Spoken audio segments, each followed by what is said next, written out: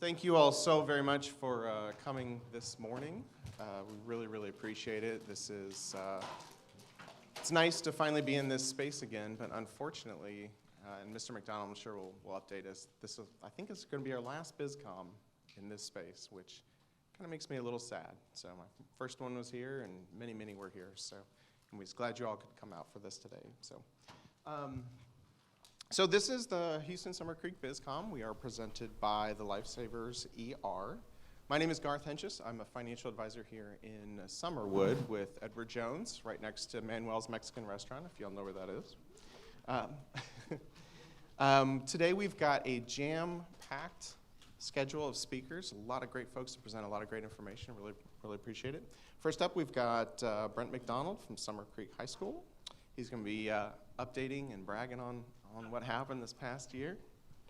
We've got Dr. Destry Dokes from San Jacinto College here in Generation Park. We've also got Dr. Roger Chambers from Lone Star giving us some updates on some of the programs they've got in Kingwood.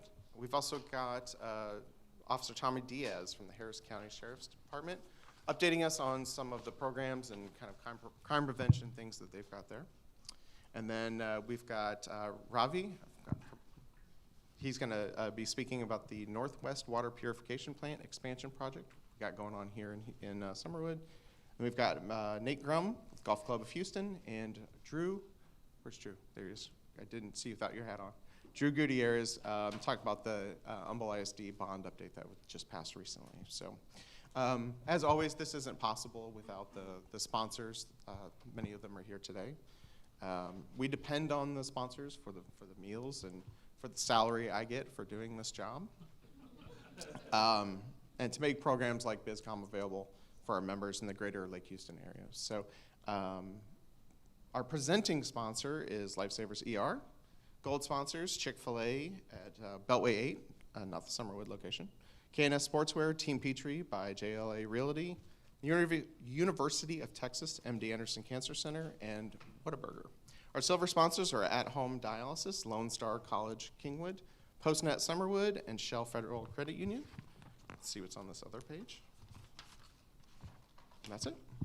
So if anyone is interested, we do have a couple of folks from the chamber here today. If you're interested in sponsoring this or any other events in the future, please get with them. I'm sure they'll be more than happy to accommodate you. So before we really start today's program, Alicia, would you like to get up? There you are. And tell us a little bit about Lifesavers ER.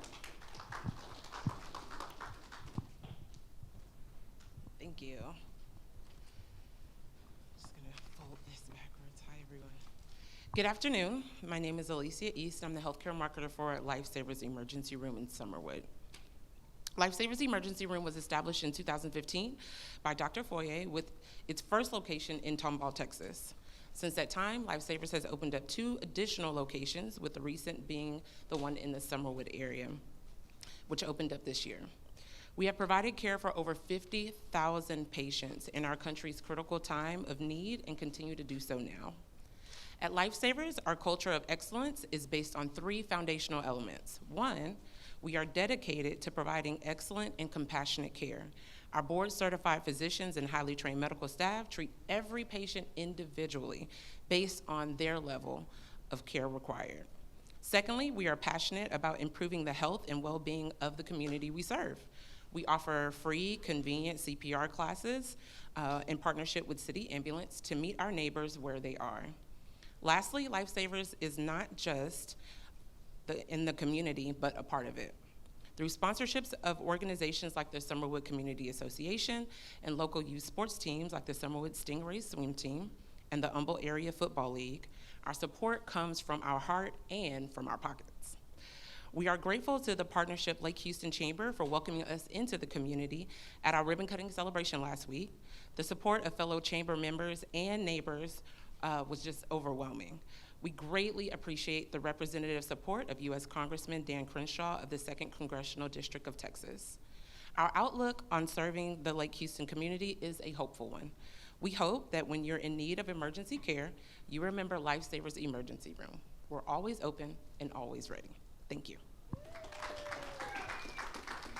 Awesome. Thank you so much, Alicia. We present it. Up first, Principal McDonald.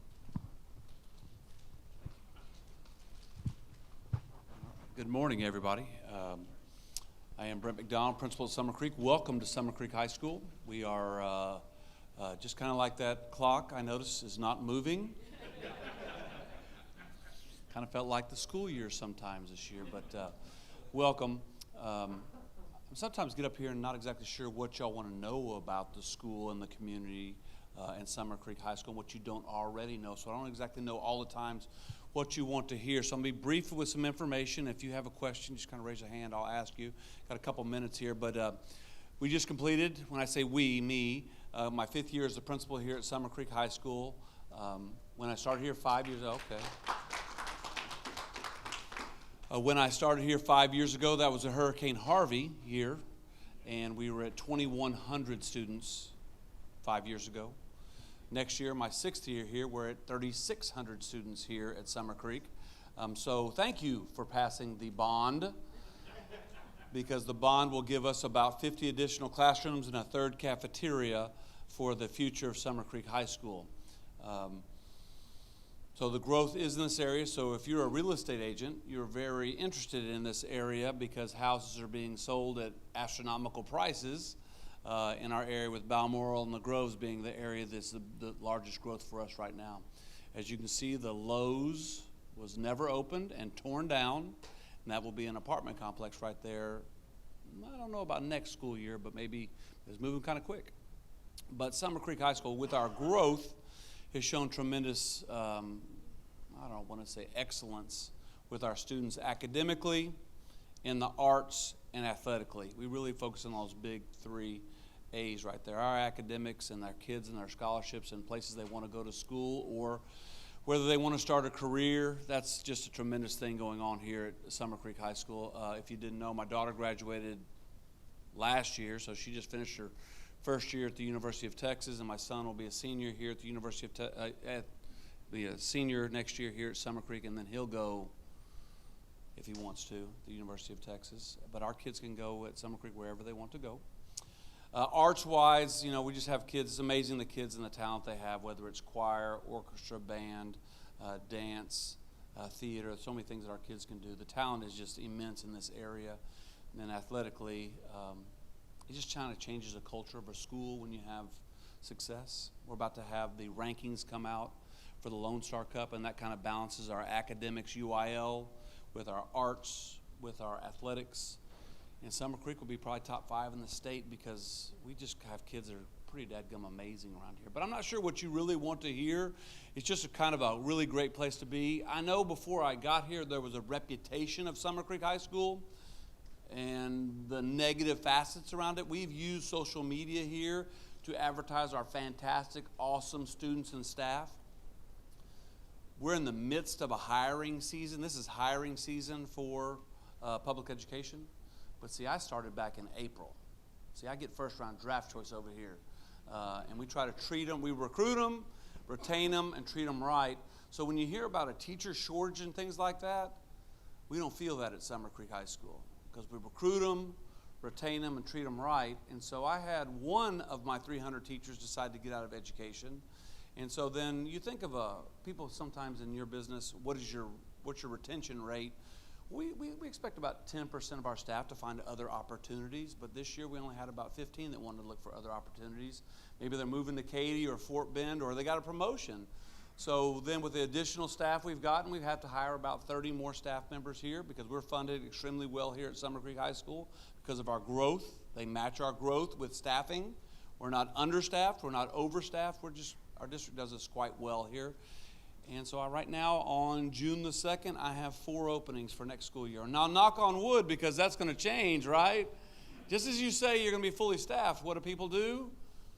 They find another gig. So there are other schools in other areas, I'm not saying about Humble ISD, that are 40, 50, 60 teachers short right now. I am 2 paras, an English teacher, and a French teacher, if you speak French. Just saying, I've had 0 applicants in 2 years for a French teacher. Summer Creek High School is in great shape. If there's any questions you have about Summer Creek, please ask it. But otherwise, it's just a kind of a neat place to be. My kids go to school here. So that's kind of the trust that I get in the area. And if you didn't know, I was a principal at Wood Creek Middle School for 7 years before coming over here now for 5 years, going on 6 years. So this community, I've served these families for now 12 going on 13 years. So at graduation last Saturday, it was the second or third kid in the family that I've hugged walking across the stage. And so it's good enough for my kids. When I interview teachers, I always look at them through the lenses of, I'm a dad. Are you good enough for my child? And that's kind of important. I think our parents have trusted me through the years. I just completed my 30th year in public education, so it is almost it's almost time for another opportunity. So, but thank you for coming today. Anything I missed that you have just yearning questions for? It's just kind of a neat area to be in. The growth is here. It is here. We moved from Sci-Fair, but thanks for coming today. Let's just turn it over. Who's the next one? Thank you. So thank you so much. So as someone, yeah, give him a hand.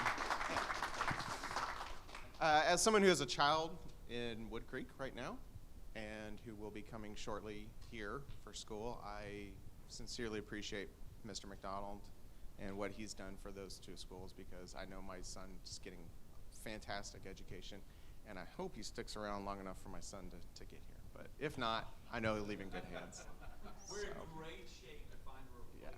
We're going to have a great school year next year, and I'll be here for that. All right. So our next speaker is a friend of mine, fantastic gentleman. He, since they opened in October of 2021, San Jacinto, right here in Generation Park, I've got Dr. Ddax, who's going to give us some updates on what's going on. Do you need the mic? Do I need the mic for the system? Yes? I guess you do need the mic. Okay. Thank you so much. Thank you guys for hosting us again, allowing us to play in this space.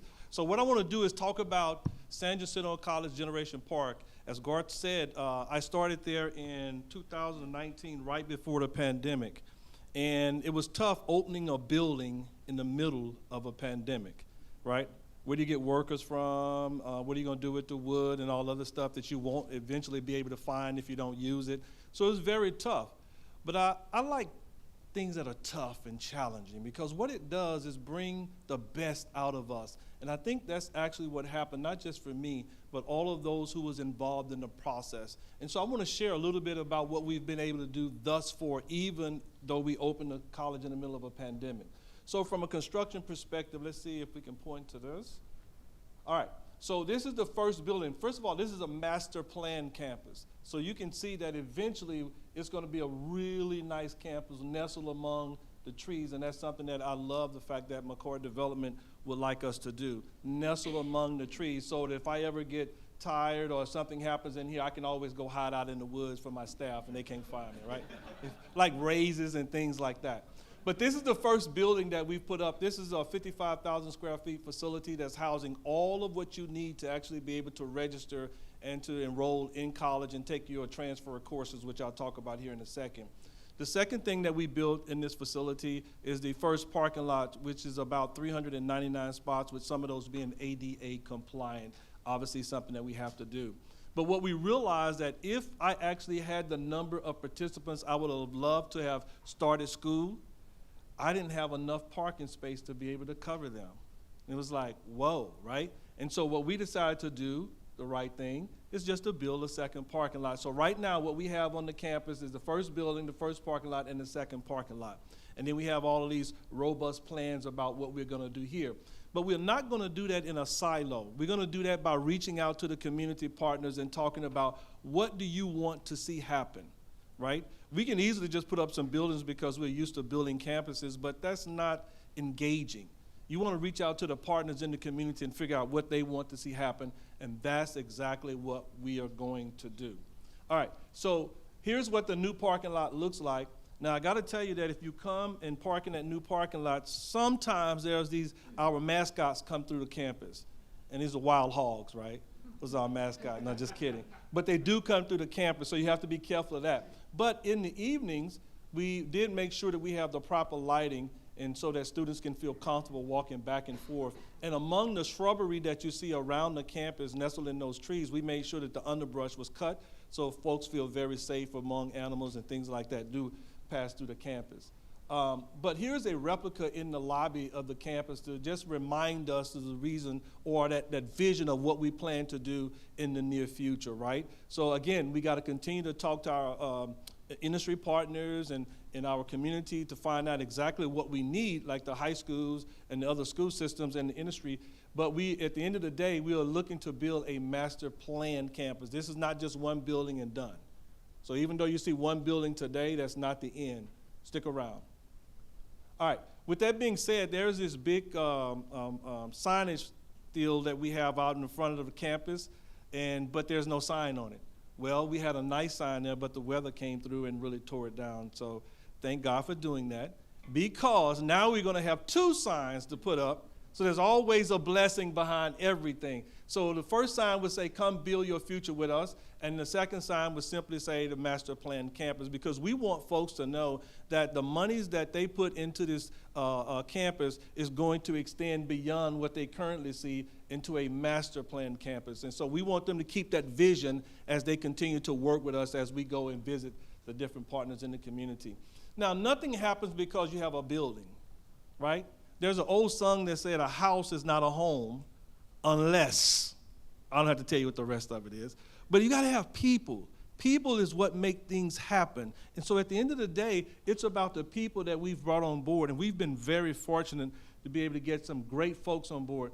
Dr. Kelly Mizell actually spoke at our last Bizcom. She's our instructor, our Dean of Instruction, and then Sonia Townsend is our Dean of the Student Services area, and then other wonderful folks that we have, as well as a great number of faculty that we've been very fortunate to be able to bring on to our staff. All right, okay. So what we currently offer at the campus, and I told you about building a master plan campus that we'll reach out into the community to find out what they want us to do. Well, just to show you how relevant that is, we actually reached out and did a feasibility study to find out what we should build before we ever started building the campus. And what we found out from the community is that they wanted us to provide transfer courses for their children to be able to go to a 4-year institution. So guess what we provide? We actually listen, and we actually provide transfer courses. So it'll be all your accounting, histories, English, all those stuff that they'll need to take the first 2 years before they transfer to a TSU, A&M, UT, or wherever they want to go. But this is really important because if you transfer before you go, if you go to a 4-year institution, you're going to pay a lot more money to do that than it would if you come to us to be able to make that happen, right? And it's going, guess what? English 1301 is like, this is a secret, so because you guys are friends. It's English 1301 all around the world, right? And so you just pay for it more if you go to right to the universities than you would if you come to San Jac or some of our other partners like Lone Star, HCC, et cetera, et cetera. All right, so one of the things that's important if you have a business or in our case a school system, it's important that the folks that you're entertaining have a very good time if they are planning to come back to you. So as you can see here, this is just one of the pictures with me and some of the staff folks meeting with the students and having donuts and kind of, now the donuts help, right? On the engagement side. But we're kind of hanging out with the students and talking to them and saying, hey, what's your experience? And the student is telling us that, hey, we're having a wonderful experience and here's the things that we would like to see and the things that we're going to be looking to provide them in the very near future. You have to make it a place to where it's engaging because they're students. And if you remember being in school only 5 years ago, most of us was only in college 5 years ago, but if you remember, they had a place for us to go to be students. When you're in college, you need to be a student, and so we want to make sure that we have those places for students to feel like a student.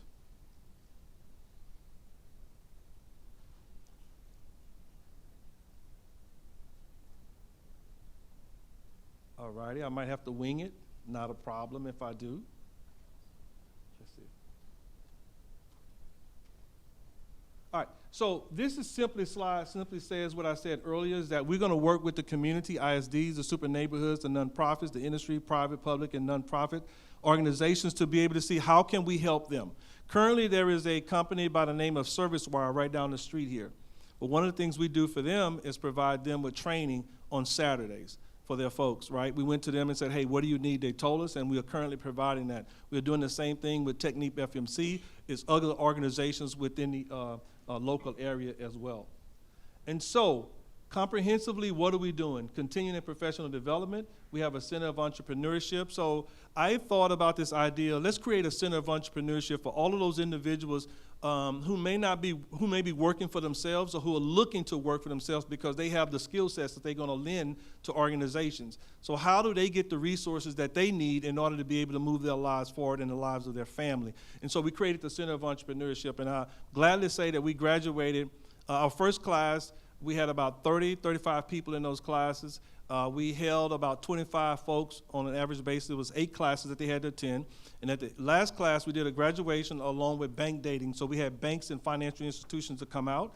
And when they finished the graduation, then they went down the hall to a room, and closed doors, right? And they met with the banks, the financial institutions. I don't know if they walked out with $5,000 or $5,000, but whatever it was an opportunity to provide resources for folks who are looking to make a difference. If you want to change a neighborhood, we oftentimes talk about how do we change the community. You start with the individuals that are in the community, because if you look at it as an organization or a community as an organization, you're not necessarily affecting the fabric of the organization, in this case, the community. So how do you do that? You start working with the family members, and then the family members start working among themselves, and that's how something begins to catch on, and before you know it, when you come back, you see something different. But that's how you change the community. So how do we do that? Center of Entrepreneurship, and the second one, the Center of Community Engagement, where super neighborhoods or you, if you want to have a meeting, can come and have your meeting in this particular space that we have. Hey, you pay for it, so you might as well use it, right? It's available to you. So we would love for you to come by and do a tour and see if it's something that you would like to engage in. Also, before I go forward, so Humble ISD came to us. They wanted to extend their dual credit in area because we were so close. And so they reached out to us, and so we started dual credit this summer, so we're really excited about that. I don't want to cry, but we are going to be working with them to make that happen. We are really excited. And I think we're going to roll that over, depending, they're testing us, right? You got to do well on the test. So if you do well in the summer, we may roll over into the fall, into the spring, so we're real excited about that as well.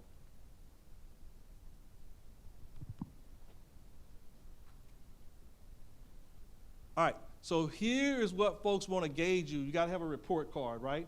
So how well are you actually doing? Well, I have some complete information for the fall, so I'll bring that data up.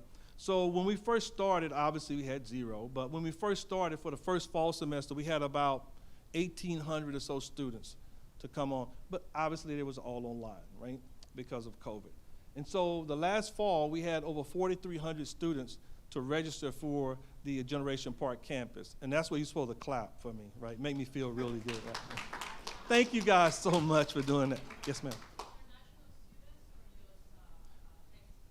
These are just the, well, they could be international, right?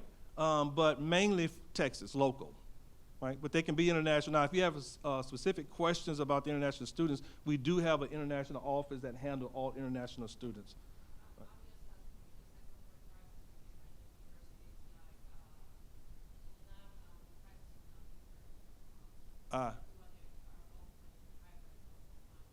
Yes. I would definitely love to give you a card and have an extended conversation with you about that, right? No doubt. And so here for the fall semester, we had over 4,300 students. Now, most of those students were online, face-to-face, hybrid, online, anytime and online on the schedule. So if you take a look at this, you can see that face-to-face was about 369, hybrid was about 400 students actually came to the campus, right? So about 95% of our students were actually online, right? And that's showing here.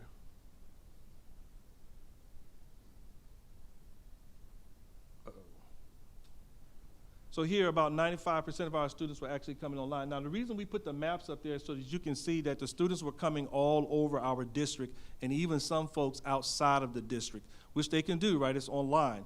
And so we're really excited about what we've been able to do so far inside of COVID, but we're even more excited about the future and what's actually to come for the Generation Park campus.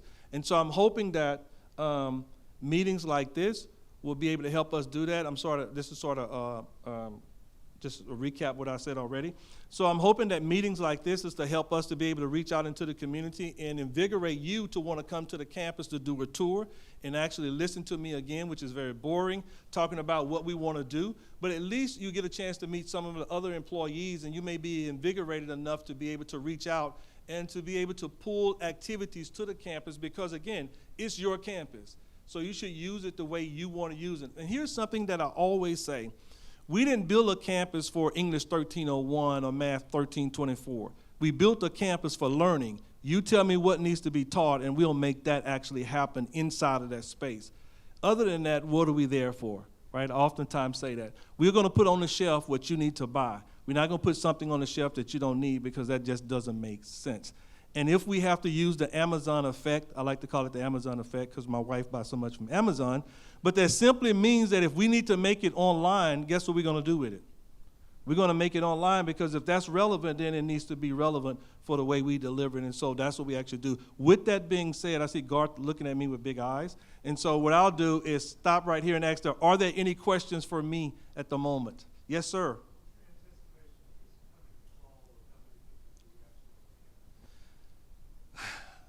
My emotional side says that I would love for everybody to come back to the campus. But the reality, when you look at the data across the 1,100 community colleges and just the institutions, probably only maybe 10%, may come to the campus simply because we've offered it to them, it works for their lifestyle, and so that's what people want to do. Now, we can either play in that space or ignore that. To ignore it will ignore the fact that I need a job and I need to pay for that Amazon shipments, right? And so hopefully that answers your question. Yes, sir. Yes, ma'am.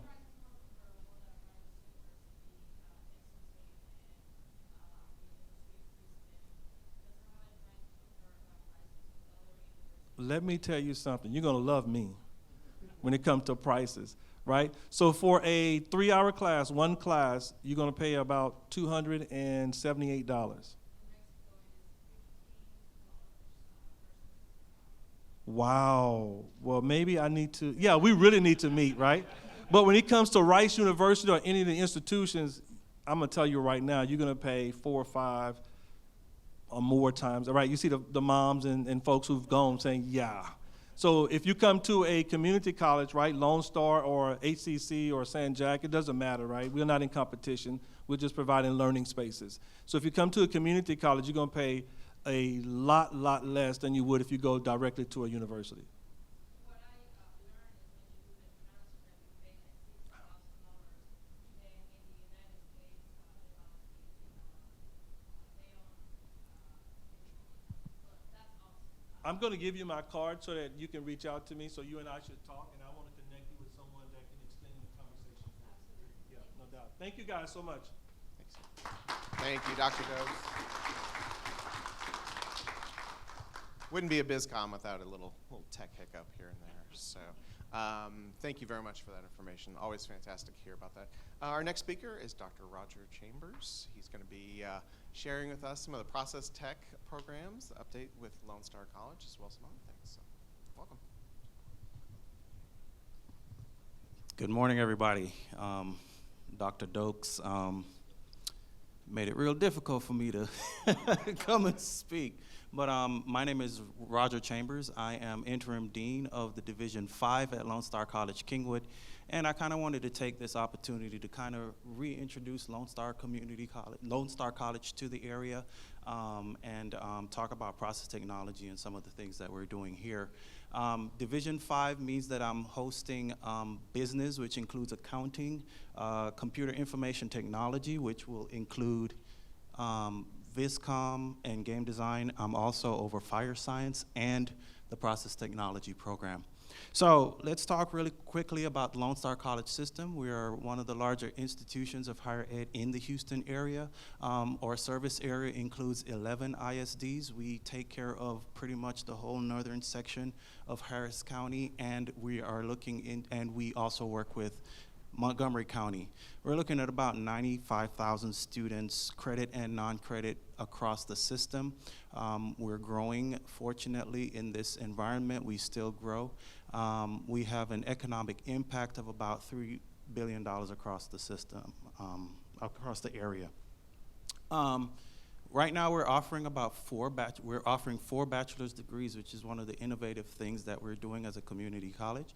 So you can gain a bachelor's degree in cybersecurity, energy and manufacturing, nursing, and energy management, and this is all Texas Higher Education Coordinating Board approved. So Lone Star, we like to consider ourselves as innovators, and that's one of the things that we do here, and so we are in the bachelor space as well, which if you study community college and research, we're now blurring the lines a little bit more because they're trying to define what a community college is for academic purposes, and we're messing with it. But it's okay, we like that. And we try to do all of this and still maintain affordability. So Lone Star Kingwood, at a glance, we're located at 20,000 Kingwood Drive, so just shoot up 59 Kingwood Drive, turn left, and you'll see the Lone Star College campus. We can say that we see about 12,000 students per semester.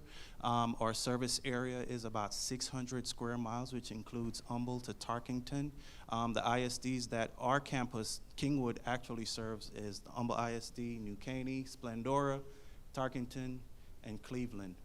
I won't go into as much details about my stuff as Dr. Ddax did in his, and I'm having great imposter syndrome at this point. Thank you, Dr. Ddax.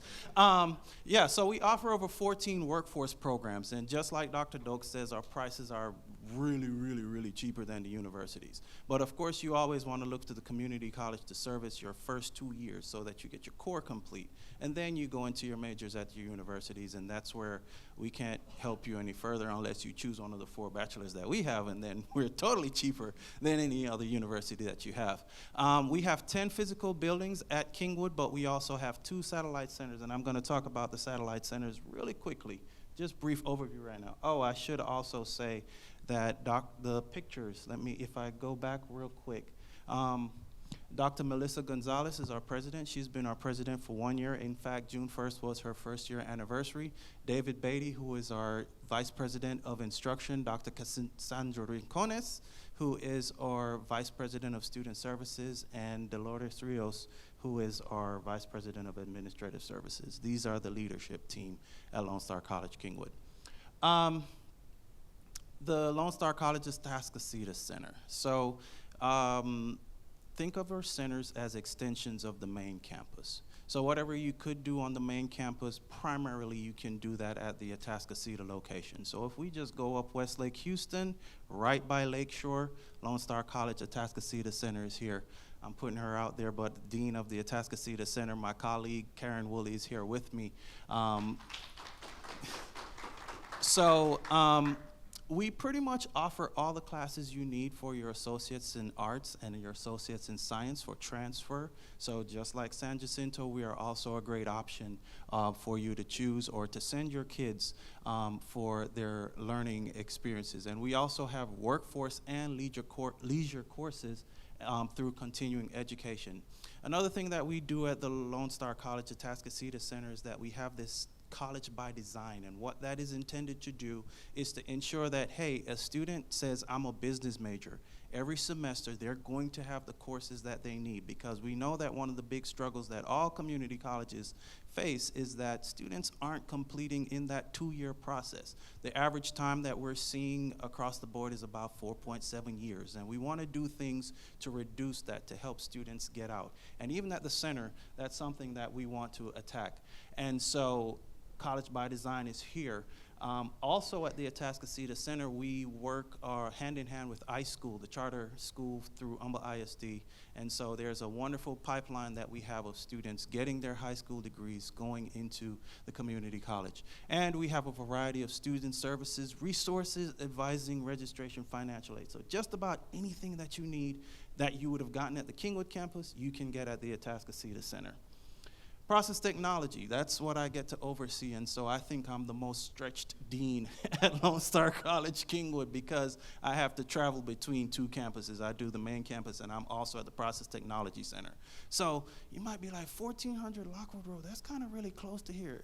It's because it is. Like, I could have walked here to do this presentation. We're directly across the street from Summer Creek High School, and we are actually down the street from Dr. Ddax's building. So me and him are about to be like best friends and stuff like that. So we have the workforce program, and we primarily focus in process technology and instrumentation technology. We have general education classes there as well to support specialty programs. Some dreams of mine is that whenever Summer Creek says, hey, we want to do some more dual credit, think about some process tech, and we can offer the courses there as well. So don't let the specialization of process tech make you think that we don't actually expand into general education. But at the Process Tech Center, we also have a process training unit, and this provides realistic experiences for our students. And so that's something that we're very proud of there.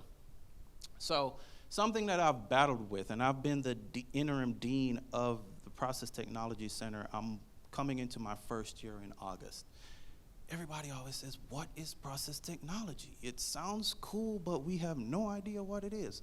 Well, what it is, basically, we're looking at the tools, the equipments, the processes, and the operations that many people at refineries will do. So we're looking at the separation of chemicals. We're looking at the production of chemicals, the refining of chemicals. That's the simple ground level definition. If I go any deeper, we're gonna spend a lot of time here, and y'all gave me only 5 minutes, and I'm pushing up against it as it is already.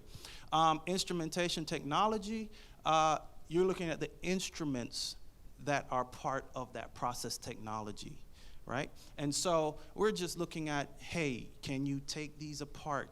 Can you decommission them, fix them, recommission them? That's all the instrumentation people are going to be doing, right? And so calibration tools, PLCs, field bus, we play with a lot of that stuff. Don't want to bore you with that. We have 48 credit hour certificates, 60-hour AAS degrees in both, and we pride ourselves on giving students hands-on training. Our courses are very intensive. We offer internships or intern opportunities for our students.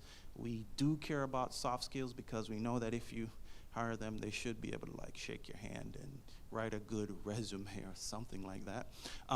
And we do give our students opportunities to have regional competitions, and we are NAPTA associated, working on the NAPTA endorsement. So we're not just oil and gas. We go into our students can go into pharmaceuticals, power generation, water treatments, refineries, paper, food, and beverage.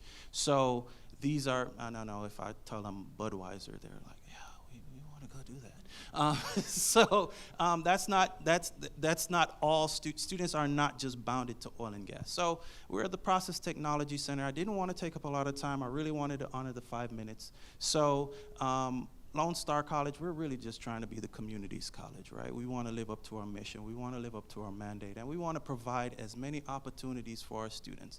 Yes, we in San Jac have the same mission. We just want to educate because we know that education is the key driver to economic success. And so contact me if you want to. I'll leave it up there for not much longer. But me, Roger Chambers, Karen Woolley, we're glad for you to come over, schedule a tour with us, come see the facility, see what we can offer your students at either place, the center or process technology. Thank you all. Have a great one. All right, that's fantastic. Thank you, Dr. Chambers. Really appreciate it.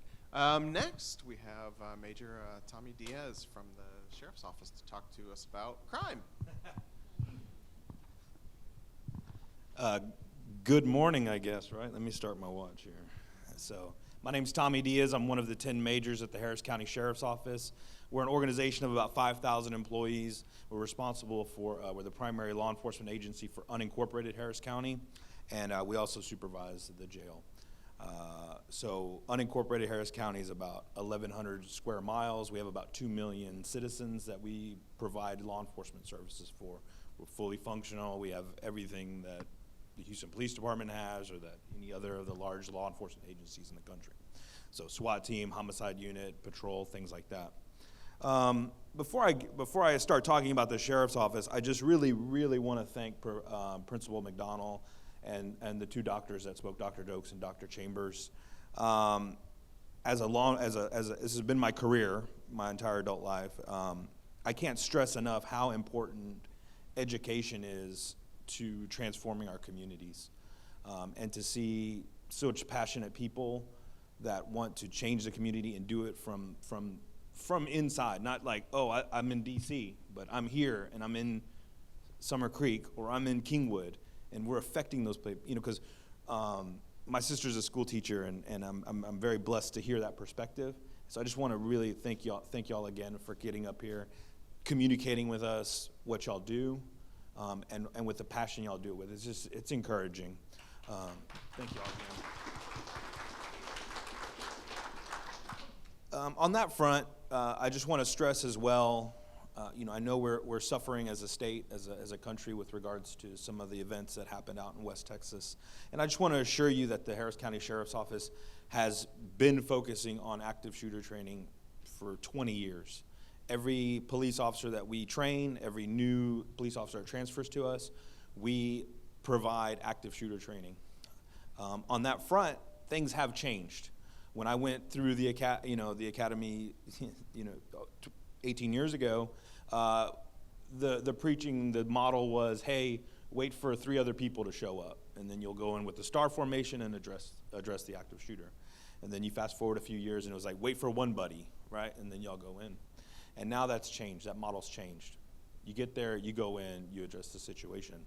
And so there has been an evolution in our response to those things. We have seen it. I think Lone Star had an incident. It wasn't an active shooter, but it was broadcast as such. And we had a great response for what it's worth, with multi-agencies. I think we see it differently when we have all these organizations show up, and it's difficult to manage. But the fact that we have so many people show up means that a lot of people care about our students. So I just wanted to reinforce that, let you know what we're doing to keep our young people safe, our students safe, and our great teachers and wonderful educators. And I'm going to shift really quick to talk about, I think it's on the news a lot, the violent crime and things like that that's happening across the country, and what Harris County Sheriff's Office is doing to address those things. So under Sheriff Gonzalez's leadership, he has shifted what we would call more from a reactive organization to a more proactive organization. That doesn't mean like just totally proactive policing. It talks about addressing issues as they emerge. So he made a commitment to the organization, he made a commitment to himself, and he gave me the direction of saying, hey, look, we need to start doing data-driven decision-making. So I think the old school way of things was like, call for service happens, we're gonna go to that call for service. And the deputy that responded, it was his or her responsibility to make it to that scene, address that incident. But as the county has grown, population has grown, we have realized that we have repeat sites, we have repeat places that we're going to over and over and over again. We have repeat offenders who we see over and over and over again. And so the sheriff said, well, what can we do about that? What is it how can we recognize these emerging things? And so we've implemented a couple of projects on the crime fighting front. One is called Ddax, so that's data-driven approaches to crime and traffic safety. And so, and even this particular process, is kind of evolving. So many years ago, when it first came around, was we're going to identify high crime, high crash areas, and we're going to do high traffic enforcement in those areas. And that's great. Hotspot policing is great because we know that we can impact things and we can impact them and drive down crime. But the studies have shown it's kind of temporary, right? And then as we've moved through kind of the social unrest, we've recognized some things about our industry and what could we do better. And one of the things we could do better is maybe high enforcement isn't the answer, but high engagement and high education. So what we've done is we've done the hotspot policing model. We're increasing our traffic stops, but what we're not increasing is our citations. So in the past, 2/3 of our traffic stops would have resulted in a citation. That number is now reversed. So 2/3 of our traffic stops result in a warning. So it's not a money grab, it's not punitive. more often than not, at the 60% level, it's, hey, we're seeing a lot of crashes here. Maybe you slow down. Maybe you wear your seatbelt. Maybe you recognize that this light is turning quicker than you anticipated. So just recognize those things as a driver. But in addition to that, we're working with county engineering and saying, hey, we've identified this as a high crash area. So what can we do to enhance the engineering around it, right? The lights, how they're timed, and things of that nature. So we've seen some positive results we've been doing that about a year. We've implemented Ddax about a year ago. And we've seen some positive results at reducing crashes, fatalities, and things of that nature. And we've also seen, and like I said before, the goal is to reduce crime as well by increasing the traffic engagement. And we've seen some positive results of there, but I think it's too early to say, hey, it's been this wonderful success. One of the things that we've done over the past year is we developed a strategic plan to address violent crime in unincorporated Harris County. And one of those goals, when we talk about academics, is that we wanted to engage some academic partners to help us understand, from a scientific perspective, is what we're doing helping? And so I'm proud to say that we're on the cusp of entering an agreement with Sam Houston State University, which is a world-renowned criminal justice college, and they're gonna help us look at things from a scientific perspective, from an academic perspective. And I think what's really important is that they're gonna be an objective third party. So I could get up here and tell you, oh man, there's gonna be no more crime, we've done everything. But that's me telling you in the uniform, right? And but I think what's really important is that we're gonna have an opportunity to have a partner who cares about public safety, is interested in understanding how things work in our criminal justice system, but at the same time, they don't really have a vested interest whether or not we look good or we look bad, right? And so that's very exciting for us. Another thing that we are doing that a lot of other places in the United States are doing are publicizing their data, making it more transparent. So we're working with another group within county government who's going to help us put some of our data out there, make it more accessible to the public. So it's not me at Bizcom, it's you going to a website and saying, hey, how many traffic stops did we have? How many, what was the racial breakdown of those traffic stops? Where did they occur? How did they affect crashes? So just on that front, that's one of the things that's evolving and emerging. We should be coming out very soon. And just some anecdotal things that I want to talk about and kind of circle back to this education. One of the big things that we do, which often goes unaddressed in these public forums, is the jail population and what the jailers are dealing with on a day-to-day basis. So our current jail population is nearly 10,000, which is about 95% of capacity. It's pretty enormous. And 50% of our inmates are violent. So we have a staff that goes kind of unrecognized often because you don't see them, getting coffee at Starbucks and things like that. But I just want to give them some credit as to what they do day in and day out. As a police officer, I make a scene. I deal with a criminal for maybe an hour, or if I'm a homicide investigator, I interview that person for 3 or 4 hours. And the next thing that happens is I put them in jail. They go to jail, or maybe that was the end of our contact. But our jailers are work with them 24 hours a day in, day out. And so they really have a very important job, a critical job to keeping us safe.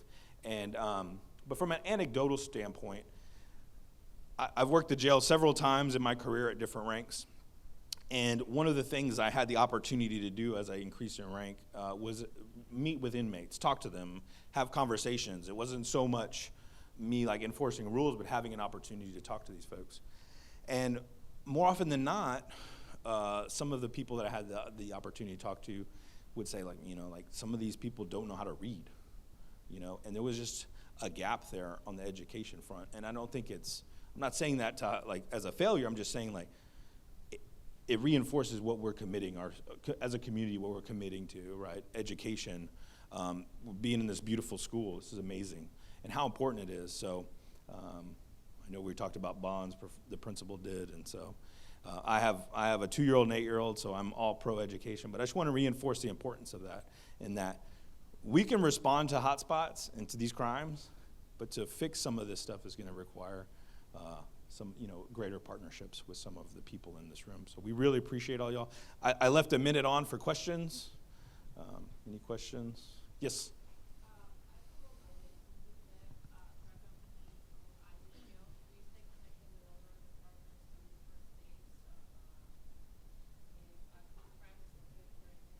Yes. So her question was about identity theft, correct? And okay. So, and a matter of fact, Dr. Chambers talked about cybersecurity being one of their 4-year programs, which I think is extremely important. I was at a meeting in DC recently, and we were briefed by the director of the FBI. And there is a gap there that Dr. Chambers and his college are filling because, and your question was, do we keep in touch with other agencies? And this is an example of us. Yeah. Right. Mm-hmm. Yeah. Right. Right. Right. So what happened was we recently changed the law. It used to be you would have to make a report where the crime occurred, but now for regards to like cybersecurity and things, you can it could be where the victim is. Okay. So, right. So that is the model. So we can work with other agencies. But to that point, from a more strategic standpoint, cybercrime is emerging at a higher rate than anything else. And so to see cybersecurity up here, like that is something that needs to be filled. So it is more than just us responding to these one calls for service. We see what's happening, we understand what's happening, and working with our federal partners. I just got out of a meeting, like a Zoom meeting with the DA's office about some of their the things that they're doing from a technological standpoint that's going to help criminal justice. Yes. Mm-hmm.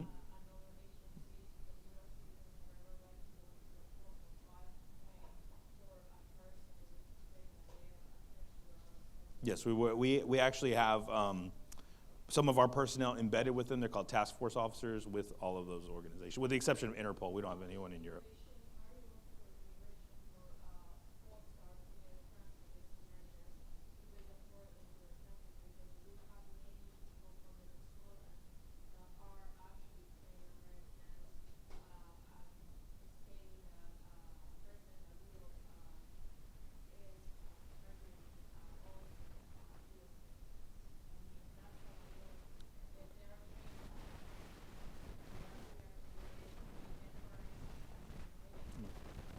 I'm not really certain. I mean, that's a pretty specific question, so I don't know of any specific things that happen in unincorporated Harris County about President Maduro. Oh yeah, we work with many of the consulates in the area. Yep. Sorry, we're running over on time. There's been so much good. Thank you very, very much, Major Diaz. We really, really appreciate it. So I'm sorry to cut you loose there, but we're running over on time. So wanted to do that. So next we've got I've gotten permission to introduce Ravi. I don't want to butcher the last name. I apologize, but he's going to give us some updates on the water purification plant. So thank you so much.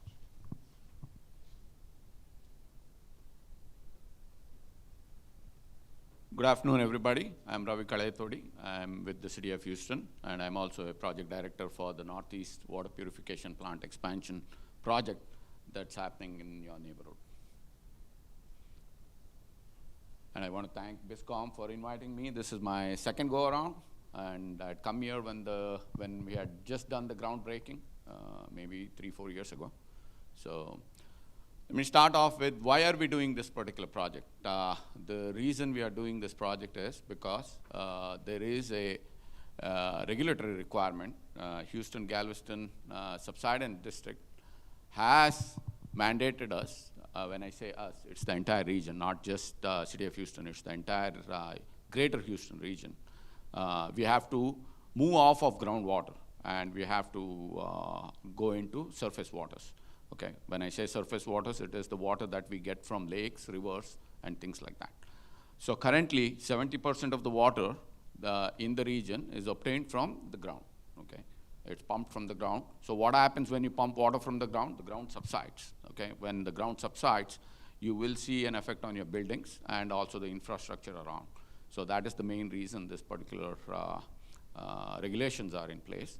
And the regulation requires us to have only 40% from groundwater in year 2025. The remaining 60% has to come from surface waters. So by year 2035, only 20% has to come from the ground, and the remaining 80% has to come from surface water. So that is the main reason we are doing this particular project. The secondary reason is, as some of you spoke just now, the region is growing at a rate of 1 million population per decade. So the secondary reason we are doing the project is because of the water needs that is going to be required in the next few decades. So how are we addressing it? So we have, when I say we, again, I'm talking about the entire region because I represent the region, although I'm a city employee. Only 16% of my salary comes from the city, the remaining comes from the region, so I represent the region. So we, as a region, we looked at a master plan. We call it an integrated solution.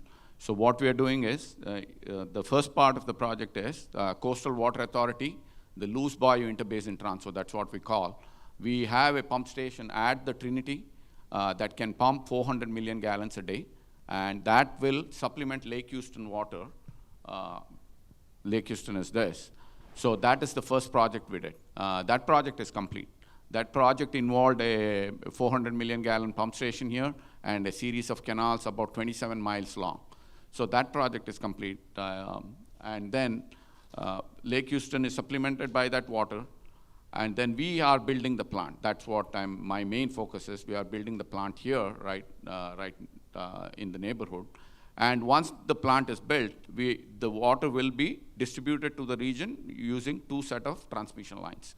So the first set of transmission line is this one. It is a series of 120-inch and 108-inch line. You can drive your car through those lines, through those transmission lines. So this is about 17 miles long. It goes all the way to, I would say, 45 south. So it's about 17 miles long. The second set of transmission line, it's a 96-inch line, and that is about 37 miles long. Okay, it goes all the way up to Katy. In fact, I live in Sugar Land. We almost, it stops a few miles short of my house. So that's about 37 miles. So this entire program will help us get off the groundwater. And all of this will be completed by year 2025 so that we are in compliance with the regulation. The whole program will be costing anywhere between $3.5 to $4 billion. So what are we doing at the plant? We do have an existing plant right there. That's our existing plant. It can serve about 80 million gallons a day. What we are doing is we are building a new plant adjacent to it, and this plant will get 320 million gallons a day. So that is what we are building right now. And we are also building a intake pump station. When I say intake pump station, a pump station is being built at Lake Houston. That's the pump station that we are building. And from that pump station, that's about 560 million gallons a day. So we are getting 400 million gallons a day from Lake Trinity River, but we also will have enough water in Lake Houston. So 560 million gallon a day pump station is being built here. Then through a series of transmission lines, these are 208-inch lines, 1.5 miles. The water will be conveyed from the pump station to the treatment plant where it will be treated and discharged to the community through the transmission lines that I just talked about in the previous slides. So this one, it's a slightly different treatment plant than we have in the city of Houston. Generally, we have a traditional treatment plant. This one, because of the lake water quality and all that, we do have ozone here. What does ozone do? It helps us with taste and odor. It also helps us with better disinfection. It also helps us with better filtration. So that is something that we are going to be doing on this plant.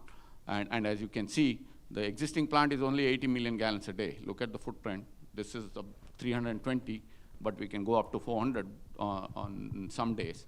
So the footprint is also reduced because of the treatment that we are using. You had a question, ma'am?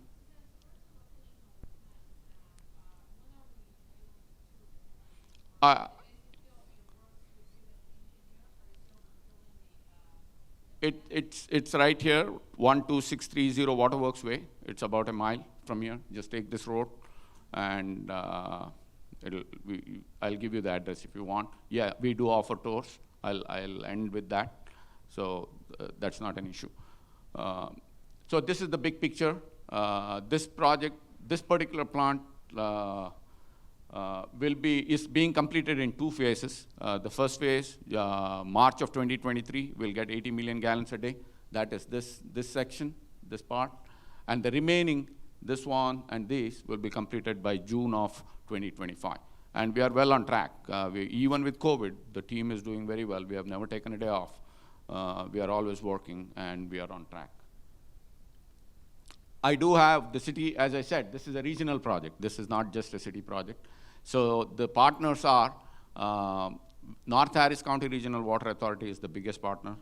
They will be getting 35% of the water, plus they are also contributing 35% to the project. And then I have West Harris at 25%, 21% is North Fort Bend. City is only 16% here, and 1.5 goes to Central Harris County. So you may ask, with city being only 16%, why is a city employee being the project director? The reason is the city owns the water rights. So the city has about 900 million gallons a day water right in the region. So we really, with all the water drought and issues that you hear in California, we really have to be thankful to our forefathers who had planned this beautifully well.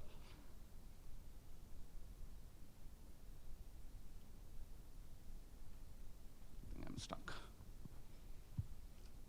So at the same time, on the previous slide, because we have so many people involved, so many partners involved, no one person can make a decision here, okay? Everything has to be voted.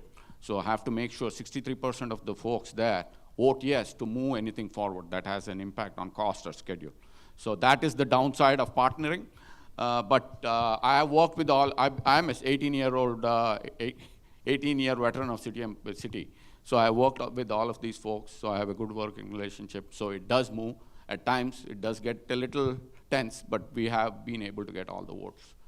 So the one thing that is different on this project is the way we are doing this project. Okay, generally what happens is a infrastructure project, especially public infrastructure project, we design first, then we go out for bids, then we start constructing.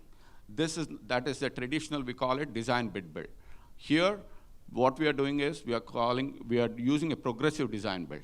The design is done, and the construction is also being done parallelly, okay? That way, because as you all saw the schedule, I have a very tight schedule. There is no way I can meet the schedule if I go with the traditional, okay? Hence, we selected the progressive design build, and it helps us, as I said, the owner is involved every step of the way here. In fact, we are housed at the construction site. That's why I'm never in a suit. So I'm at the construction site in my own trailer, and then it also helps us achieve the milestones much earlier. And then we have a better handle on the cost. The contractor tells me this is the guaranteed maximum price, okay, on this project, just the construction of the water plant. The project is at $1.765 billion. That is the maximum. If anything goes over, it is up to the contractor. He or she has to eat it. We are not going to pay anymore, okay? Any savings, we do get part of the savings back. So this is a good model for such mega projects. And what we call it is, the best thing I like is this one throat to choke. So generally what happens, the engineer blames the contractor blames the engineer, and the owner is stuck in between. In this, no. Everything is done by one person, one entity, so if something goes wrong, they are liable for it. Yeah, I've got some construction photos because in the interest of time. So that's the intake pump station. That is already being built. It's about 1,000 feet into the lake. It's got about, we have installed 6 pumps already. We have the provision to install 4 more in the future. Then these were the transmission lines that were being built. It's already done. So water comes from here, pumped from here into these transmission lines.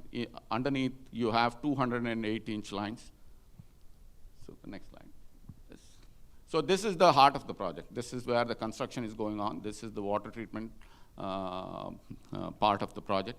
So you can see these are some of the filters. These filter complexes will be the largest in Texas once constructed. And then you can see, yeah, the next slide, please. So these are the ground storage tanks. These are where the water will be stored. Each tank is about 12.5 million gallons. We have 4 of them. So those are used to balance the water. So that's the reason we have the ground storage tanks. And these are the administration and maintenance building. I don't have all the pictures in here just because I can talk all day about the project.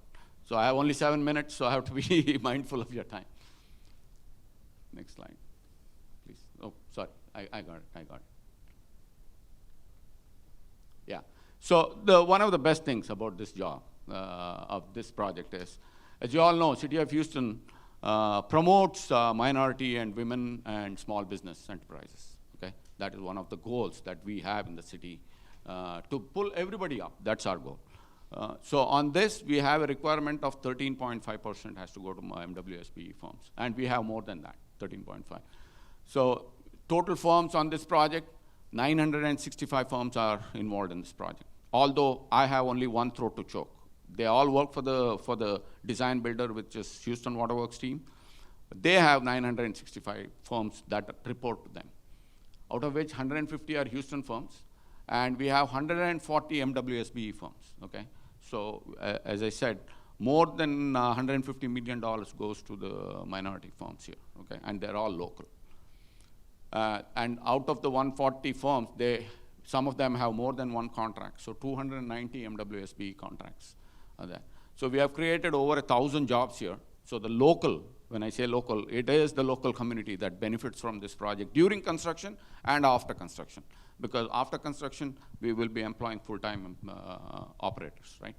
So as one of the gentleman talked about the water treatment, instrumentation, all those folks are required in this project. So the best part, which I am really proud of, is 6.5 million man-hours without an incident, okay? We have, one of my main goals is whoever comes in the door as a worker in the morning, they have to go back to their family. We have been able to do that today. Touch wood, I hope I can proudly say when the project is done, we had 0 fatalities, 0 injuries. So that is what, as of now, I'm proud of. And that's all I have for now. As I said, I can speak all day, but yes, sir.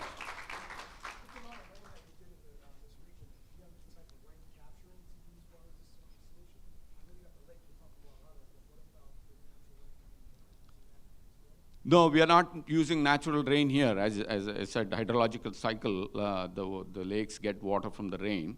But as far as use of rain, yes, our city engineer's office, we do have rain barrel, so you can catch the runoff from your house, you can use it and all that, yeah. But not on this project, we are not using it on this project.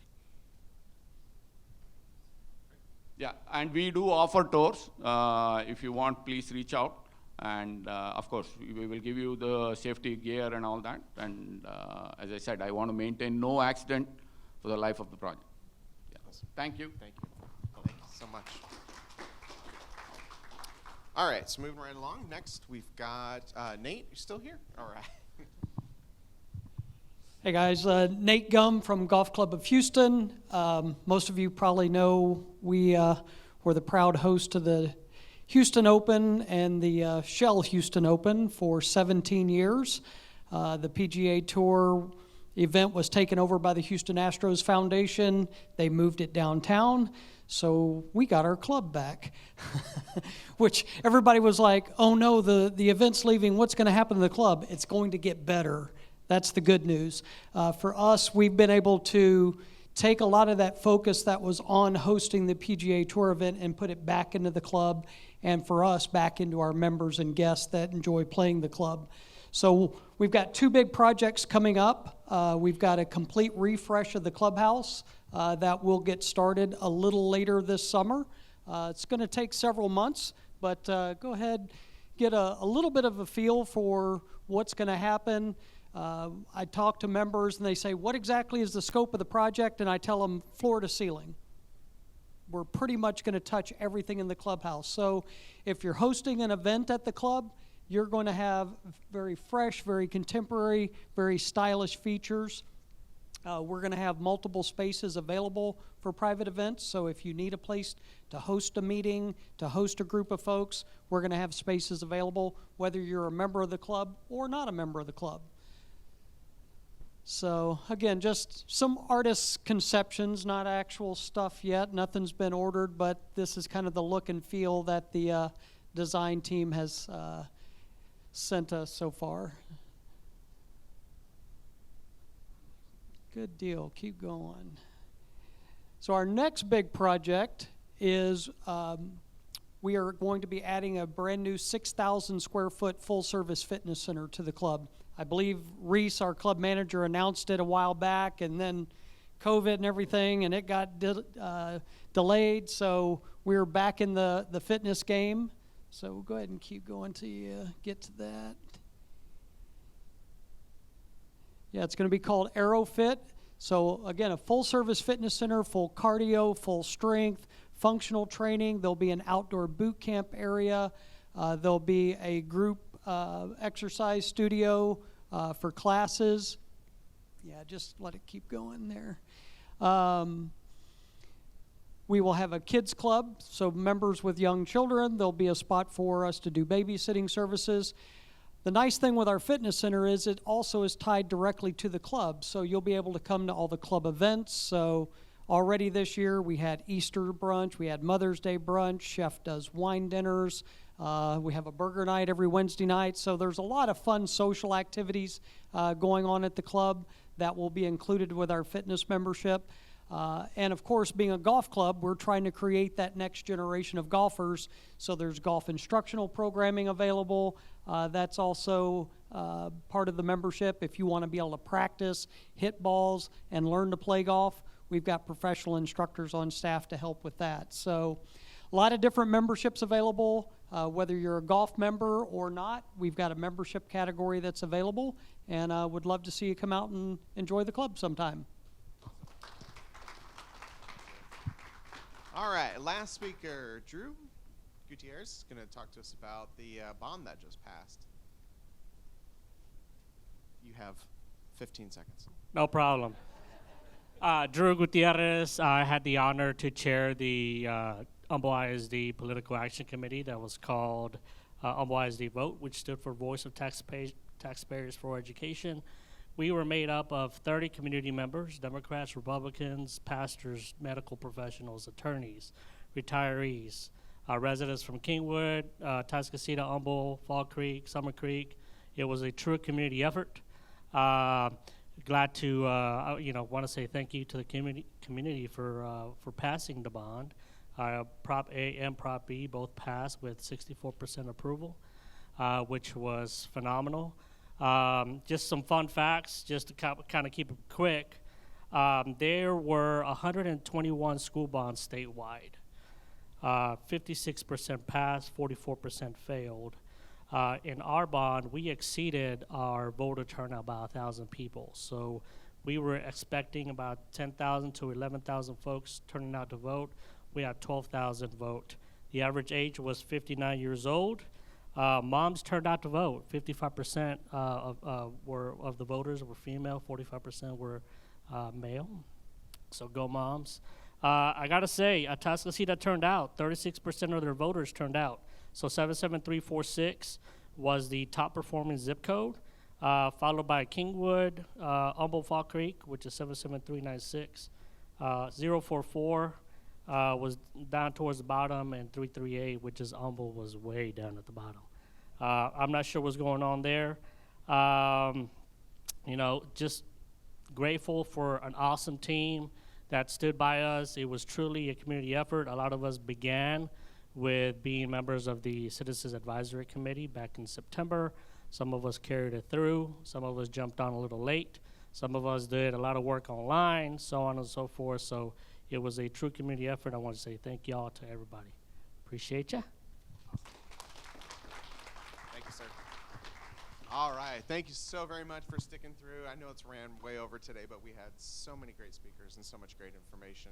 Really, really appreciate everyone coming out. So Once again, a big thank you to Alicia and Lifesavers ER to present today. We really appreciate that. And then also, again, go through our sponsors again. You can see them on the screen. We've got Chick-fil-A, K&S Sportswear, Team Petrie by JLA Realty, University of Texas MD Anderson Cancer Center, Whataburger, several sponsors, At Home Dialysis, Lone Star College Kingwood, PostNet Summerwood, and Shell Federal Credit Union, excuse me. So, also always a good shout out to DNA Studios for the hard work in capturing this and helping out with all the technology and everything.